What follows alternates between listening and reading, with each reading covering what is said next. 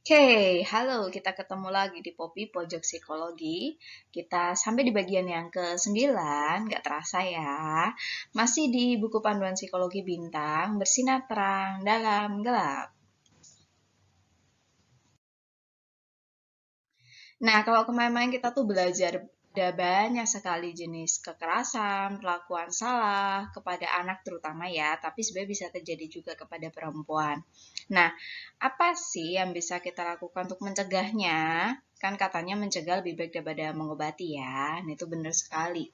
Sebenarnya pencegahan kekerasan, perlakuan salah, penelantaran, eksploitasi, baik terhadap anak maupun perempuan, itu ada tanggung jawab bersama kita semua loh. Siapa saja yang bertanggung jawab? Yang bertanggung jawab itu dari anggota keluarga, guru, masyarakat, dan semua orang yang berinteraksi dengan anak.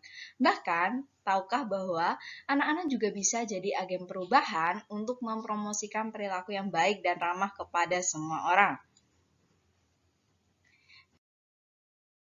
Nah, apa aja sih contoh yang bisa kita lakukan untuk mencegah kekerasan? Ya, kalau dari sisi pemerintah bisa membuat berbagai peraturan dan perundang-undangan dan juga lembaga untuk melindungi anak dari kekerasan. Kemudian ada penyuluhan atau sosialisasi mengenai pencegahan kekerasan. Kemudian bisa memasukkan materi pencegahan kekerasan itu di sekolah ya, sehingga bisa diajarkan di sekolah. Kemudian juga penanggulangan kemiskinan keluarga. Kenapa? Karena biasanya orang-orang dari sosial ekonomi yang rendah itu rentan sekali, sangat mungkin menjadi korban kekerasan atau mungkin juga jadi pelakunya. Nah, kemudian dari sekolah apa nih bisa membuat tata tertib ya untuk siswanya. Jadi setiap pelanggaran yang ada, termasuk di dalamnya adalah kalau ada anak yang melakukan bullying kepada temannya, itu pun juga bisa mendapatkan disiplin. Kemudian bisa dibuat namanya konseling teman sebaya ya. Itu bisa bekerja sama dengan guru BK sehingga teman-teman sebaya diberdayakan juga untuk saling membantu temannya yang membutuhkan konseling. Jadi guru BK tidak seperti bekerja sendirian ya. Kita bisa menciptakan suasana sekolah yang aman, nyaman, dan menyenangkan. Kemudian kita juga bisa mengawasi tempat-tempat yang sepi ya, yang tersembunyi di sekolah supaya tidak menjadi celah terjadinya tempat kekerasan. Dan jangan lupa untuk memasukkan pendidikan karakter yang terintegrasi dan diselipkan di dalam semua mata pelajaran. Dan juga ada komunikasi yang kerjasama yang baik antara siswa, guru, dan juga orang tua.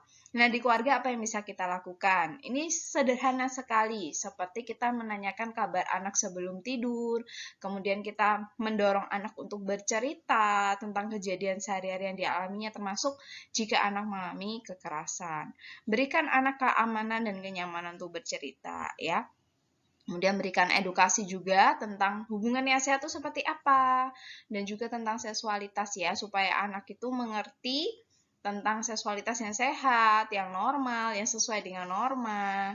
Kemudian sepakati juga bagaimana sih caranya anak untuk mengkomunikasikan dia pergi kemana, harus izin dulu ke orang tua sehingga kegiatan anak itu terpantau dengan baik. Dan juga bisa ditanamkan pendidikan karakter tuh di keluarga ya, bukan hanya mengandalkan pendidikan dari sekolah. Nah, dari masyarakat apa sih yang bisa dilakukan? Bisa membentuk layanan hotline ya untuk korban kekerasan. Kemudian bisa mengajak warga sekitar untuk ada sistem pemantauan anak dan pelaporan kejadian. Jadi kalau ada sesuatu yang terjadi terutama kepada anak-anak bisa saling dibagikan kepada warga sekitar, saling menjaga ya. Nah, sekarang kita lebih fokusnya apa yang bisa dilakukan oleh orang tua atau keluarga atau pengasuh ya. Yang pertama harus paham perkembangan anak ya sesuai usianya. Nah, cara pahamnya sekarang mudah sekali, kita bisa berdiskusi baik dengan guru, sesama orang tua, mungkin psikolog, dokter pemerhati anak ya. Kemudian kita bisa membangun hubungan dan interaksi keluarga yang harmonis tanpa kekerasan. Jadi kita sendiri harus mulai mengolah emosi kita, tidak sedikit-sedikit kita marah atau membentak-bentak anak misalnya, apalagi kita main fisik ya, pukul-pukul atau apa ya. Nah, bangunlah komunikasi yang terbuka, jadilah pendengar yang baik buat anak, disiplin tanpa kekerasan, dan berikan teladan melalui perkataan dan tindakan yang sabar dan penuh kasih sayang. Karena anak-anak itu masih dalam masa meniru ya, jadi kalau kita bisa membudayakan satu keluarga yang aman, nyaman, menyenangkan, tanpa kekerasan, maka anak juga akan cenderung menirunya, menjadi pribadi yang ramah dan menyenangkan juga ya. Kemudian kita juga harus terus belajar mengenai pengasuhan sesuai dengan usia anak dan perkembangan zaman. Karena tidak bisa disamakan ya. Kita dulu mengasuh anak di tahun 90-an ya. Dengan kita mengasuh anak di tahun 2022, ya tentu berbeda ya perkembangan teknologi. Kemudian kita juga beberapa tahun terakhir ini mengalami pandemi, tentu sangat mempengaruhi bagaimana kondisi anak di tahun yang berbeda, mengasuhnya berbeda pula. Kemudian, jangan lupa untuk memberikan seks edukasi sesuai dengan usia anak ya. Misalnya kita kenalkan bagian dan fungsi tubuh termasuk organ reproduksi mereka, ajarkan sentuhan yang baik atau aman, dan juga sentuhan yang buruk atau tidak aman kepada anak. Dan apa ya harus anak lakukan jika dia mengalami sentuhan yang buruk atau tidak aman. Nah, yang terakhir, kita perlu jadi sahabatnya anak ya. Lakukan kegiatan positif bersama dengan anak. Terlibatlah di dalam kegiatan anak, baik di sekolah maupun di lingkungannya.